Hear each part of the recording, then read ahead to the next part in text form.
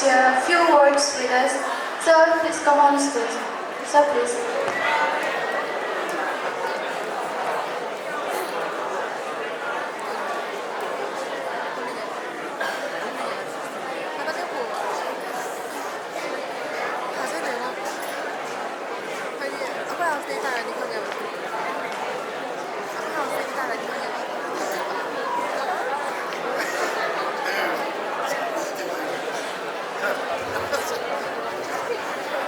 Han mo magtada ay min hai cái khang ba bagi school asida mama da principal na program ba jadire retire to mo matam da DC silom haw yo roina na school asida hoji principal na lebiri ba chakol mai jati ai jaro bindro mathang da school asida hoji tammiba amadi thauram masibu soibe yadi haidana simbiri ba satra satri sing dungai ba program jari ikai kun na hujari ai maite no na sungange English to hai tabai din na ta Hindi do hai tabai sin na ta ai je hoji kari oige hai kana maite no sibu mangin khana sakhat na ma hon na ba atopa lon si maite lon dai yari ba myam si yari ni lok thok si haidana chawrba association amakhaki president ni pham pura lai adana ai ki speech ta lon na te ya na ngang ro ni yada ka na ya la ke do yari ni ya lo ba president lai na oi ri hai sa akoi lon da kai ro no ma lai president lai no hai na ko english ta adu maitai lon da kai hai ro no ba ke ba yai tong ba vice president harga ngam thang yai tong ba nupi orga na yai tong bi ngam thang yai tong bi asini ko ja principal se ko na kai hai ni sida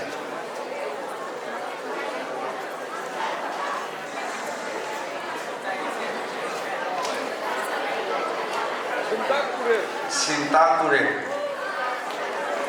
oja sing jena sintak loi asumai na thai aina school se thadok ngai matam khar dagi hai ba word sing se hai sing se sijina raga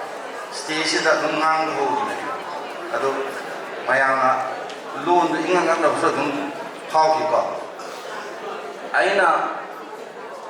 yaitung ba oi ri hai ba look asigi mami kanglai pa loina silon apun ba maru ko asigi office ai yunda dong wai jigla iba February tang ma banda hai ba look asina ai ba lairik iba mayam da award kharap ki gani lairik da ki khagal ko ira khagal ko lairik sing ki khagal ga sairengi warengi wari novel gi sumaina khanna ba lairik sing si ki award tha yengani tang ma banda sumaina thau puri ai ji ani su ba thau amana panji ya yu tare ko panji dai koi ri adana noi da ji kai na ihan hana hairam doi se noi myam si malung da ima baba pupu abo mayam sina ko doctor hening engineering ko hengani ko hening ya sam hairam ngane ba ado oi wa hai to oi lo noi na pa ma su oi lo ko paisa ti na to ke adu mai na hai ba ina si da gi ho gi ba sa ti khara nang coaching to ri do nama na pa gi sama na na ba ni to ru nu ato pada chalu ato pada thire to jo ya da na adum tam hojin chu oi de chahi di sum chaki paisa di coaching ra lak sum change mama mapa di phuri khok di sat toi ni lak na do chalo da ada chahi amma ni hum mari bhajar di kaya ya manghan gre chahi su mange paisa sam mange adu sampat na ai ko gi oja sing amadi ai gi ichasing hai ka tare family oiraba icha isu leiraba ilungai sing ki su ai bet khamjage wapam se aikhoina ichasing ko matungda kuthi da hangdo yengbiu thawani cha haina ma ka gaung mani thawani cha haina ma ka yaw se kali thawam cha no haina yengbiu madeda ashini haiba maga rohini haiba maga kuthi ma da thawam cha awade yaude ashini nakshatra da popa nakshatra haiba thawam cha haisini pa moi nakshatra moi maroni haja bai hai nakshatra ani si da popa anga doctor oibi yani tahore ko jana jana de ma rohini nakshatra haiba ma yaurangani aduga ashini nakshatra haiba ma yaurangani ani sida nangi kuthi da yaurboidi noi doctor tamba yana no practice lo ya hai aduna da ni oro paisa ma to sini ko aina hojik tammi ba ai hojik satra ni ko I'm being student na hojik jai dai tammi ba hojik na hai ba kuthi ba hai ba se hojik ai tammi ngasi su class le ba pung amade hoti ni ahum bok tok ni adu ngasi gi maru ba thorom se na maru mer ka nai chatla roe nomajin kudingi tawe nomajin kudingi tawe adu uja mya na karamaina predict tawgadagi karamaina hai ri hai bina su tabi kuthi su mai gi dagi su tabi adu asina hojik mayam pamna ba hai dare hojik lari tamaga di ai jari doctor he ni ha bana chuma mayam hai ba na do ai isagi nakshatra ha do yenga kan ai ji atopa da chatlagi hai ma yen adu hojik noi gi sahi da ngalli class 9 yo ro ka da kuthi du yeng ko ya ai se kari subject da hinari no ai karom da chakhi se ke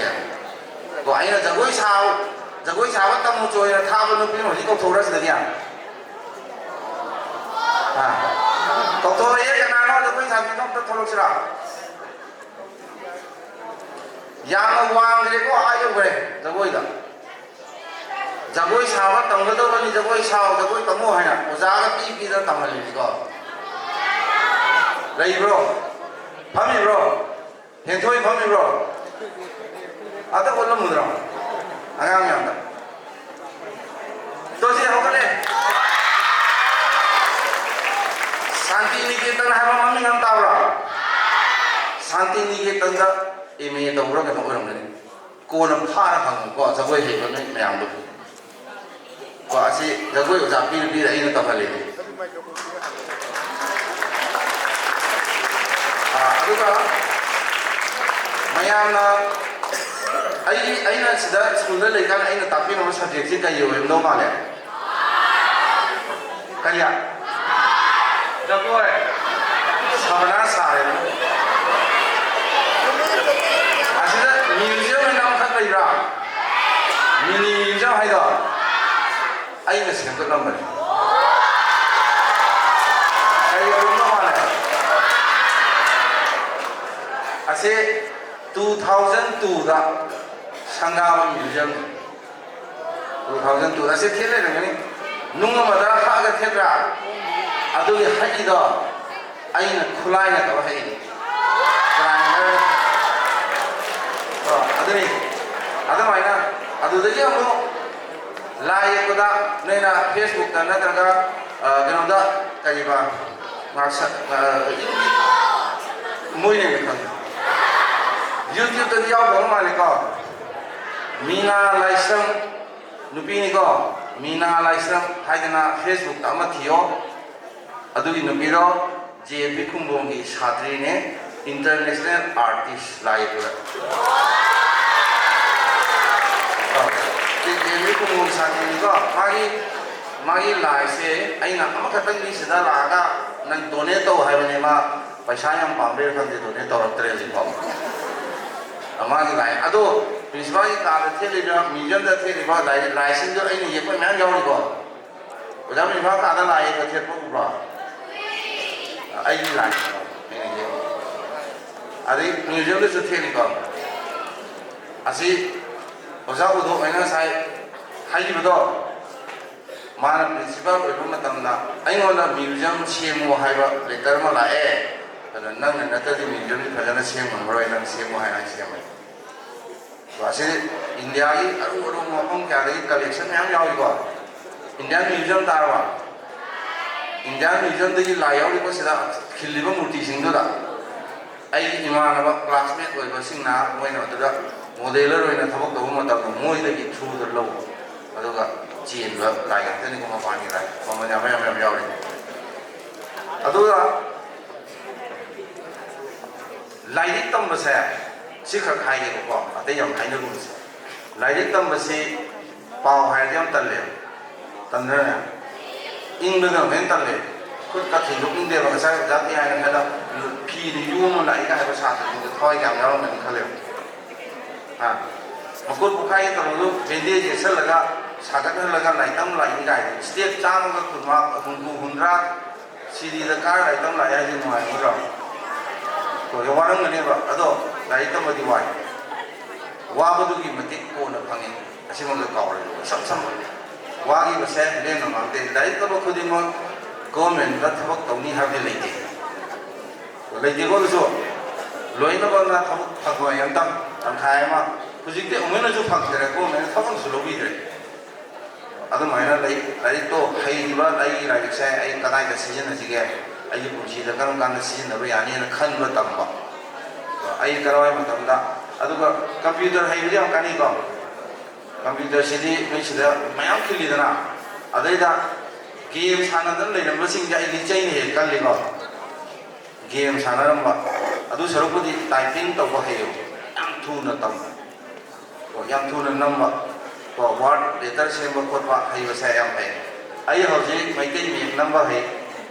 Hindi ꯅꯝꯕ ꯍꯩ English ꯅꯝꯕ ꯍꯩ ꯕꯦꯡꯒꯣꯂꯤ ꯃꯌꯦꯛꯀꯤ ꯍꯩ ꯁꯤꯒꯤ ꯁ꯭ꯀ꯭ꯔꯤꯞꯁꯦ ꯑꯩ type ꯅꯝꯕ ꯍꯩ ꯑꯗꯣ ꯉꯁꯥꯏ ꯀꯨꯊꯤ ꯍꯥꯏꯗꯣ ꯀꯨꯊꯤꯁꯤꯁꯨ ꯃꯩꯇꯩ ꯃꯌꯦꯛꯅ ꯏꯔꯦꯕ ꯍꯧꯖꯤꯛꯇꯤ ꯑꯩꯒꯤꯗ ꯀꯣ ꯂꯣꯟꯁꯤꯅ ꯃꯩꯇꯩꯂꯣꯟ ꯑꯩꯈꯣꯏꯅ ꯉꯥꯡꯅꯔꯤꯕ ꯂꯣꯟꯁꯤꯅ ꯑꯣꯏꯕ ꯃꯌꯦꯛꯅ ꯃꯩꯇꯩ ꯃꯌꯦꯛ ꯕꯦꯡꯒꯣꯂꯤ ꯃꯌꯦꯛ ꯑꯅꯤ ꯊꯣꯛꯅ ꯏꯕꯤ ꯑꯗꯨꯃꯥꯏꯅ ꯂꯩ ꯑꯗꯨꯅ ꯍꯧꯖꯤꯛ ꯃꯔꯨꯑꯣꯏꯕ ꯁꯥꯇ꯭ꯔ ꯑꯣꯏꯕꯒꯤ ꯋꯥꯔꯤ ꯉꯥꯛ ꯁꯥꯁꯤ ꯈꯟꯗꯦ ꯀꯣ ꯑꯇꯩꯗꯤ ꯋꯥꯅꯤ ꯑꯋꯥꯕ ꯍꯥꯏꯕꯁꯤ ꯃꯤꯑꯣꯏ ꯈꯨꯗꯤꯡꯃꯛ ꯋꯥꯏ ꯅꯪꯅ ꯄꯣꯛꯄ ꯅꯨꯃꯤꯠꯇ ꯁꯔꯒ ꯍꯥꯏ ꯈꯪꯅꯔꯤꯀꯣ ꯑꯩꯈꯣꯏꯅ ꯑꯇꯤꯌꯥꯁꯦ ꯁꯔꯒꯗ ꯅꯪꯅ ꯄꯣꯛꯄ ꯈꯨꯗꯛꯁꯤꯗꯩꯁꯤꯗ ꯀꯔꯝꯕ ꯁ꯭ꯇꯥꯔ ꯀꯔꯝꯕ ꯅꯛꯁꯇ꯭ꯔꯅ ꯀꯗꯥꯏꯗ ꯂꯩꯈꯤꯒꯦ ꯍꯥꯏꯗꯅ ꯃꯊꯧ ꯑꯃꯈꯛ ꯄꯤꯔ ꯅꯣꯏꯁꯦ ꯂꯣꯏ ꯊꯥꯔꯛꯑꯦ ꯑꯩꯈꯣꯏꯁꯨ ꯂꯣꯏ ꯊꯥꯔꯛꯑꯦ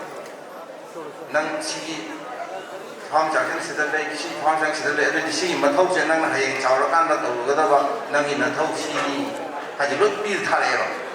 ꯑꯗꯣ ꯁꯦꯔꯥꯟ ꯇꯨꯔꯥꯟ ꯁꯤꯖꯤꯟꯅꯕꯒꯤ ꯑꯝꯇ ꯃꯤ ꯑꯣꯏꯗꯕ ꯍꯥꯏꯇꯥꯔꯦ ꯑꯗꯣ ꯁꯦꯔꯥꯟ ꯇꯨꯔꯥꯟ ꯁꯤꯖꯤꯟꯅꯗꯅꯕ ꯀ꯭ꯂꯥꯁ 9 ꯌꯧꯔꯛꯄ ꯀꯥꯟꯗ ꯑꯩꯁꯦ ꯀꯔꯤ ꯁꯤꯟꯐꯝꯗ ꯆꯥꯟꯅꯒꯦ ꯍꯥꯏꯅ ꯌꯦꯡꯊꯣꯛꯄꯁꯤ ꯗꯔꯀꯥꯔ ꯑꯣꯏ ꯃꯊꯧ ꯇꯥꯏ ꯂꯥꯛꯑꯦ ꯃꯌꯥꯝ ꯑꯃ ꯑꯗꯣ ꯂꯥꯏꯅꯥ ꯍꯦꯟꯖꯟꯈ꯭ꯔꯀꯥꯟꯗ ꯂꯥꯛꯄꯗꯨꯗꯤ ꯀꯥꯟꯅꯗꯕ ꯂꯥꯏꯅꯥꯗꯣ ꯀꯔꯤ ꯑꯣꯏꯔꯛꯇꯒꯦꯅ ꯍꯥꯟꯅ ꯌꯦꯡꯍꯧꯕ ꯑꯁꯤꯅ ꯀꯨꯊꯤ ꯑꯃꯗꯤ ꯂꯥꯏꯔꯤꯛ ꯇꯝꯕꯒꯤ ꯃꯔꯤꯅꯤ ꯀꯨꯊꯤꯗ ꯌꯥꯎꯔꯛꯄ ꯉꯥꯛꯇꯅꯤ ꯍꯥꯏꯕꯀꯣ ꯑꯩꯈꯣꯏꯒꯤ ꯀꯨꯊꯤ ꯅꯣꯏꯅ ꯑꯍꯟꯁꯤꯡꯅ ꯏꯔꯒ ꯅꯣꯏ ꯄꯣꯛꯄꯗ ꯄꯥꯏꯔꯤꯕ ꯀꯨꯊꯤꯗꯣ ꯑꯗꯨꯗ ꯂꯣꯏ ꯌꯥꯎꯋꯦꯕ ꯅꯣꯏꯁꯦ ꯀꯩ ꯎꯗꯣꯏꯅꯣꯁꯦ ꯑꯗꯣ ꯉꯟꯅ ꯈꯪꯍꯧꯔꯒꯗꯤ ꯆꯠꯀꯗꯕ ꯂꯝꯕꯤꯗꯨ ꯈꯜꯂꯒ ꯆꯠꯈꯤ ꯌꯥꯏꯗꯅ ꯉꯁꯥꯏ ꯑꯗꯨꯃꯥꯏꯅ ꯆꯍꯤ 4 ꯃꯦꯗꯤꯀꯦꯜꯒꯤ ꯀꯣꯆꯤꯡ ꯇꯧꯔꯒ ꯄꯩꯁꯥ ꯑꯃꯒꯤ ꯃꯇꯝ ꯃꯥꯡꯍꯟꯈꯤꯕ ꯃꯌꯥꯝꯗꯨ ꯄꯥꯝꯃꯨꯏꯗꯅꯀꯣ ꯄꯥꯝꯃꯨꯗ꯭ꯔꯅꯦ ꯅꯪꯗꯤ ꯅꯪꯒꯤ ꯀꯩꯅꯣꯒꯤ ꯃꯦꯗꯤꯀꯦꯜ ꯇꯝꯕꯒꯤ ꯄꯩꯁꯥ ꯃꯌꯥꯝꯁꯤꯗꯤ ꯂꯨꯍꯣꯡꯕ 3-4 ꯂꯨꯍꯣꯡ ꯌꯥꯅꯤꯒ ꯍꯥꯏꯕꯁꯨ ꯌꯥꯏ ꯂꯤꯂꯥꯗꯒ ꯍꯥꯏꯅꯕ ꯑꯗꯨꯃꯥꯏꯅ ꯑꯔꯦꯝꯕꯗ ꯄꯩꯁా ꯃꯥꯡꯍꯟꯕ ꯐꯠꯇꯦ ꯃꯇꯝ ꯃꯥꯡꯍꯟꯕ ꯐꯠꯇꯦ ꯑꯩ ꯀꯔꯤꯗ ꯍꯩꯅꯩ ꯍꯥꯏꯁꯤꯃ ꯍꯥꯟꯅ ꯂꯦꯞꯀꯗꯕꯅꯤ ꯑꯗꯨꯒ ꯑꯩꯈꯣꯏꯒꯤ ꯁꯤꯟꯐꯝ ꯑꯣꯟꯅꯕ ꯍꯥꯏꯗꯅ ꯑꯁꯤ ꯂꯥꯏꯔꯤꯛ ꯄꯔꯥꯗ ꯍꯧꯖꯤꯛꯇꯤ ꯇꯝꯈꯤꯗ꯭ꯔꯕ ꯃꯥꯜꯂꯦꯀꯣ ꯁꯤꯟꯐꯝ ꯑꯣꯟꯅꯕ ꯍꯥꯏꯕ ꯄꯔꯥ ꯑꯃꯗ ꯑꯩꯈꯣꯏ ꯇꯝꯃꯤ ꯑꯉꯥꯡ ꯑꯣꯏꯔꯤꯉꯩꯗ ꯃꯥꯗꯤ ꯃꯈꯨꯠ ꯃꯁꯥ ꯌꯥꯝ ꯅꯧꯏ ꯖꯒꯣꯏ ꯁꯥꯍꯜꯂꯨ ꯍꯥꯏꯕꯒꯨꯝꯕ ꯑꯗꯨꯗ ꯐꯥꯒꯤ ꯇꯧꯅꯔ ꯃꯥꯗꯤ ꯃꯈꯨꯠ ꯃꯁꯥ ꯌꯥꯝꯅ ꯅꯧꯏ ꯐꯂꯥꯡ ꯇꯩꯍꯜꯂꯨ ꯍꯥꯏꯕ ꯖꯒꯣꯏ ꯁꯥꯕꯗꯕꯨ ꯄꯣꯠꯇꯨ ꯑꯗꯨꯃꯥꯏꯅ ꯑꯣꯟꯊꯣꯛꯈꯤ ꯍꯥꯏꯕꯅꯤ ꯑꯗꯒꯤ ꯑꯃꯅ ꯅꯣꯏꯅ ꯀꯤꯀꯨꯂꯨꯄꯤ ꯍꯥꯏꯕ ꯁꯤꯅꯦꯃꯥ ꯑꯃꯗ ꯃꯩꯇꯩꯂꯣꯟꯒꯤꯀꯣ ꯁꯤꯅꯦꯃꯥ ꯑꯃꯗ ꯏꯇꯥ ꯊꯥꯃꯩ ꯇꯧꯕ ꯏꯁꯩ ꯇꯥꯕ꯭ꯔꯥ ꯑꯗꯨꯗ ꯂꯥꯏ ꯌꯦꯛꯏꯕ ꯅꯨꯄꯥꯗꯣ ꯂꯥꯏ ꯑꯌꯦꯛꯄ ꯅꯠꯇ꯭ꯔꯣ Hanubiga ye ka thandro adugi sai dugi laye banupalo Kaching dagi khetri mayom deben kawi Kaching gi jen gi chatra ne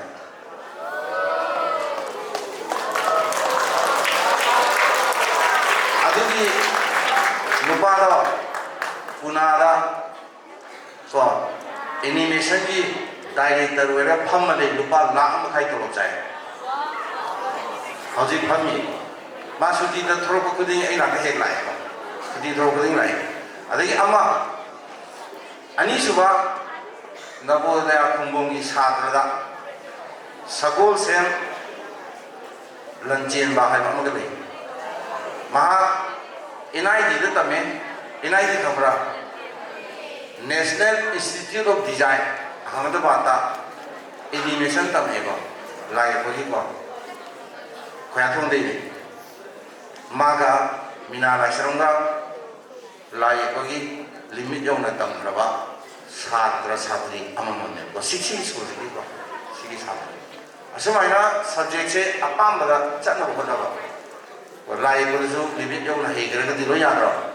Yagraba. Adabina, see Yama Sama, Emi, Adu, Ada, Kaina, Labor, and Tambay of subject only Lai Position. Aduga, Lai with the subject, Kaido Lake. Applied art Haimama, fine art Haimama, sculpture Haimama, she the Paki Chauba. Division ni ko koi physics chemistry ka khaido tamina adu mai to subject se hum khakle lai sabana lai sabai tamma apply art heragan apply art ta tamwa fine art heragan fine art ta tamwa ado mina lai samdi fine art ma se class 10 maudum tamami adu ga 11 12 dini du tamki adu ga akogi university bagi pangangi jamia islamia da degree lowi adu ga M5 se na mo handle TV art ko le to ma MA lo lo nam tam to PhD to da to ya ko lai ko so adu to ga hojik ma international level da lai ban pi ma ne ko adu hojik ma ki mayum pa ne kai no kham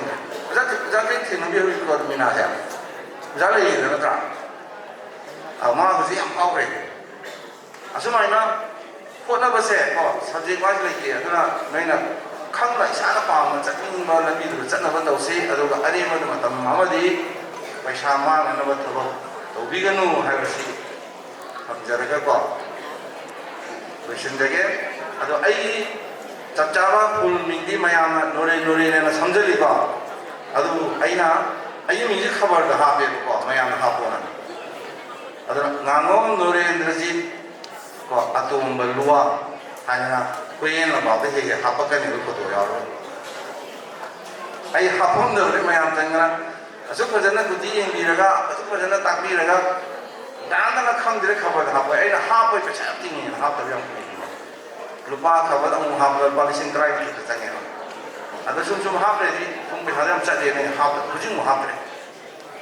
Kali won't happen. We shall fight in half the river.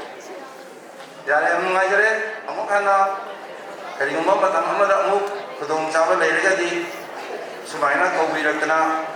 ai gi retirement haji thobok le potha ga matungda school se da amukana stage da karaga wanga gi khudong chawa phangjaba se ngasi kisna anirak su ai gi thobok lo ga matungda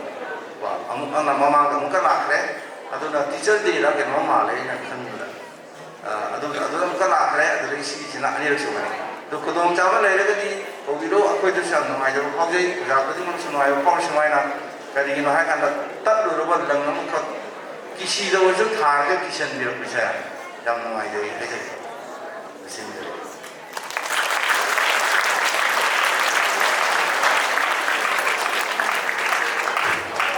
Thank you, sir, for enlightening us with astronomy knowledge. Your advice means a lot to us. Your contribution to our school is really a great one. We truly appreciate your guidance on career. We will surely follow your valuable suggestion. Thank you again.